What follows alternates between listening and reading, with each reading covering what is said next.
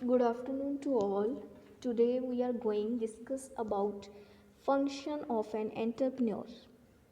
कल मैंने बच्चों आपको कराया था एंटरप्रेन्योरशिप क्या होता है। जो one man single person entrepreneurship चलाता है, वन मैन बिजनेस ओपन करता है न्यू, उसके लिए उसको कौन कौन सी रिक्वायरमेंट्स की ज़रूरत होती है, जैसे लैंड, लेबर, कैपिटल, बहुत सारी चीज़ें होती हैं जिसको उसे हायर करना पड़ता है एक एंटरप्रेन्योरशिप को चलाने के लिए।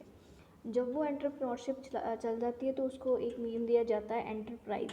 ओके, बट आज हम डिस्कस करेंगे कि एक्चुअल में फंक्शंस ऑफ एंटरप्रेन्योर होता क्या है, क्या क्या फंक्शंस होते हैं इसके entrepreneurship. Functions of an entrepreneur are consider economic agents since they integrate the various factors of production.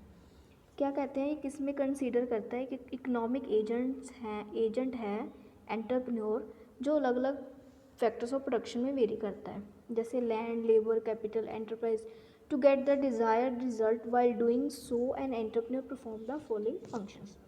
कहते हैं एक एंटरप्रेन्योर जब एंटरप्राइज को चलाता है तो उसको किन किस चीज़ों की ज़रूरत पड़ती है, for example land, labour, capital. Okay, next, functions of an enterprise.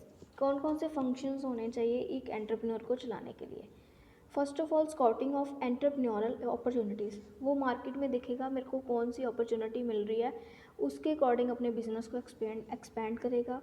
फिर generation of business idea, business के आइडियाज़ को जनरेट करेगा, क्या क्या मेरे को सही लग रहा है, क्या क्या मेरे को गलत लग रहा है वो देखेगा। कन्वर्टिंग आइडिया इनटू रियलिटी, जब उसने अपने माइंड में आइडिया सेटअप कर लें, जनरेट कर लें हैं, फिर वो उस आइडिया को रियलिटी में कन्वर्ट करके देखेगा एक्चुअल में मेरे को प्रॉफिट होगा बिजनेस में या लॉस होगा।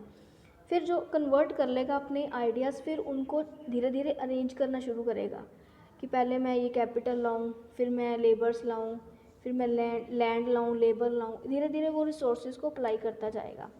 देन सप्लाई ऑफ कैपिटल, फिर थोड़ी सी मनी अपनी तरफ से भी इन्वेस्ट करेगा, थोड़ी सी बाहर से भी।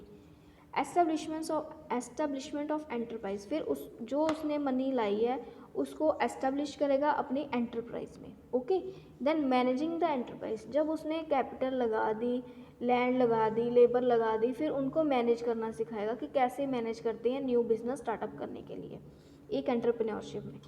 फिर जब उन्होंने मैनेज कर लिया एक एंटरप्राइज़ को, फिर उनको ये नहीं होता कि हाँ मैनेज कर लिया ठीक है दैट्स इट सब कुछ हो गया, नहीं, बट हमें ये भी देखना पड़ता है बिज़नेस कहाँ से कहाँ तक ग्रोथ कर रहा है, कहाँ से कहाँ तक डेवलप कर रहा है, वो रेस तो कर रहा है, फॉल तो नहीं कर रहा है, सब कुछ मैनेज करके सब कुछ देखना पड़ता है।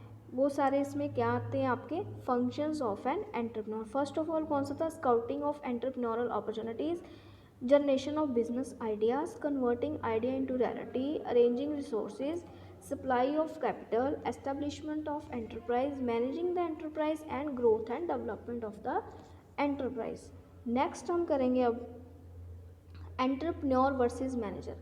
इन दोनों में एंटरप्रेन्योर और मैनेजर में डिफरेंस क्या होता है। बेसिकली एंटरप्रेन्योरशिप का ही पार्ट है ये, कैसे डेवलप किया जाता है एक प्रोजेक्ट मैनेजमेंट को एक एंटरप्रेन्योर की तरफ से एक मैनेजर की तरफ से।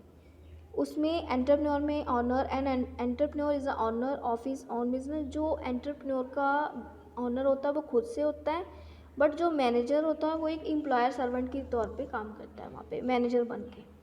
Profits, and entrepreneur earn profits from his business which is uncertain and unlimited. उसमें प्रॉफिट्स एंटरप्रेन्योर में अनसर्टेन और अनलिमिटेड का होता है प्रॉफिट्स, बट मैनेजर के अकॉर्डिंग देखा जाए तो एक एंटरप्रेन्योरशिप में उसे salary he earn a manager earn salary which is generally certain and limited. उसे होता है कि मेरे को लिमिट की सैलरी मिल रही है, मैंने वही वही अर्न करनी है, बस that's it.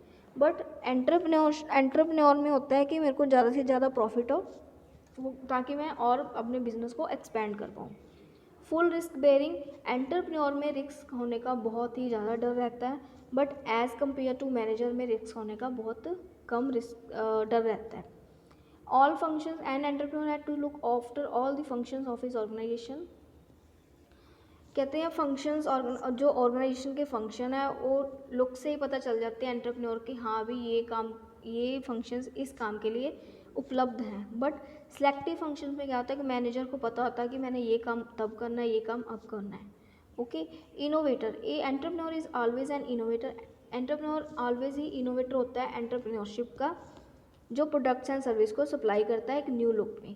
Okay, then executor, a manager is simply an executor who is responsible executing the decision of the owner and entrepreneur.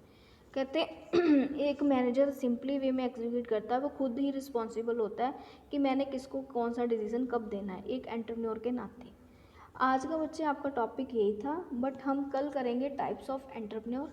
Thank you so much.